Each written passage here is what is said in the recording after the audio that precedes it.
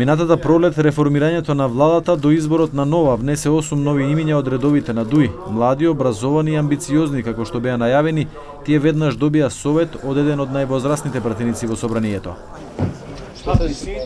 Од сега па натаму вие имате збор. Отворете очи и направете да се гордееме со вас. Знам дека имате голема одговорност, знам дека заслужувате повеќе. Од сега натаму ќе зависи од вас. Тогашниот вице-премиер Фестим Халили рече дека независно од тоа колку ќе им трае мандатот, ќе работат посветено. Апсолутно, не. Дури само еден ден сме на позицијата, ќе го дадеме најдоброто од нас, за да ги решиме проблемите на кои би можеле да наидеме. Аналитичарот Петар Арцовски вели дека декапацитетот на младите министри во заминување не беше искористен, туку тие послужија само како мост за враќање на старите кадри на ДУИ. Тој додава дека младите осумина всушност помогнаа за амортизација на внатрешната криза во ДУИ минатата година. Мислам дека два фактора влијаат на изборот на Ахмети за министри во оваа фаза. Првата е предизборниот период во кој имаше некакви поделби во ДУИ.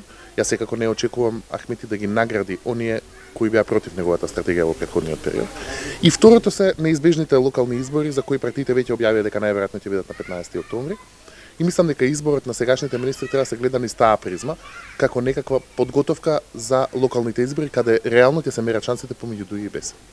Но во домашните медиуми за министерскиот стаж на осумтемината од ДУИ имаше и поинакви реакции. Во август минатата година Утрински весник напиша: министрите на ДУИ останаа анонимуси, оценувајќи дека именувањето на непрепознатливи лица кои воопшто не се наметнаа во јавноста, туку останаа во сенка на поголемите партиски играчи, е кардинална грешка на ДУИ. Фактот дека нивните места сега ги заземаат искусни партиски луѓе, како Бујер Османи, Хазби Лика, Садула Дурако и Рамис Мерко, може би се должи токму на тоа.